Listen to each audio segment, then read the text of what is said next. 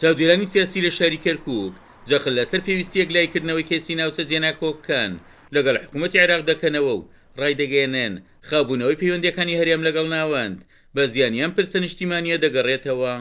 هەلی زێڕن و فرسەتی گەورە بۆ کورد هاتە پێشەوە بۆی بتوانێت ئەم مادەیە جێبەجێ بکە، بەڵام بەداخەوە نەکردیان نەپلانیان بۆی هەبوو و ئەمە بەما کورد زەربەیەکی گەورەی خواردووە. من پێم وایە حکوومەتی هەرێم بە دەرەجەی یەک و ئەمجا سەرۆکایەتی هەرێمیش لە عەسری خۆیە هیچ هەنگاوێکی جددی لەسەر ئەم بابەتە نەناوە و بگرە ئەو وەفدانەی کە ئەچوون بۆ دانەوساندن ئەوەی کە لە بیریان نەبوو کەرکووک و ئەم ناوچانە بوو و ئەمە وای کرد مادەی 140 بەباشی جێبەجێ نەکرێەوە. مادەی 140 دیارە نەیاریشی زۆر بوو لە ناو حکوومەتی عێراقیشە.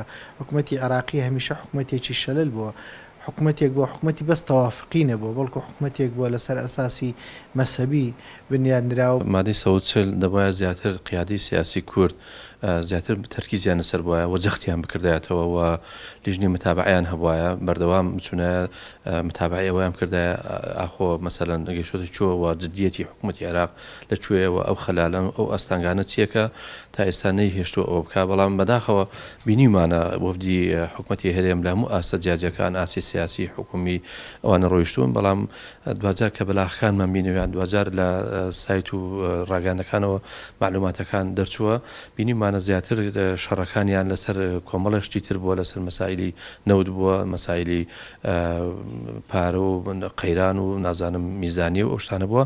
یعنی کێشەکە بەداخەوە زەختی قیادەی کورد و تەرکیزی کورد ئەوەندەی لەسەر ئەو مەسائلانە و لەسەر مەسائلی خاک و نیشتیمان نەبووە. ئەندامی کێنجمەنی نوێنەرانی عێراقیش ڕایدەگەێنێت لە قۆناغی ئێستادا هیچ هەوڵەیەک بۆ ئاسایکردنەوەی دۆخی کەرکووک لە بەغدا نابینرێت. غافڵبوونی کورد لە ئێستادا لە ئەم منتیقە گرنگە کە ڕۆژانە دەبینین بووەتە ئامانجی تیرۆر و تیرۆرستان و بۆتە ئامانجی داعش، پێم وایە مەترسیدارە بێ بۆ ئایندەی ناوچەکانی ئێمە. هەرچەندێک لە بەیانی حیزبە کوردستانیەکان وا قەرارەکە لە 25 ڕێفراندۆمی کوردستان ناوچە داوڕاوەکانی کوردستانیش بگرێتەوە، من بەفعلی یان بەکردەوە ئەم کارە نابینم بەڕاستی، چونکو هەنگاوی بۆ نەنراوە تەنها یەک قسە کراوە، یەک بەیانێ دەکراوە ناوی کەرکووک و ناوچە داوڕاوەکانی تێدا کراوە.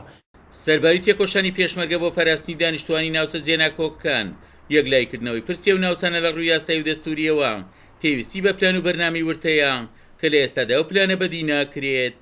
عومەر غەریب، کورسات نیوز، کەرکووک.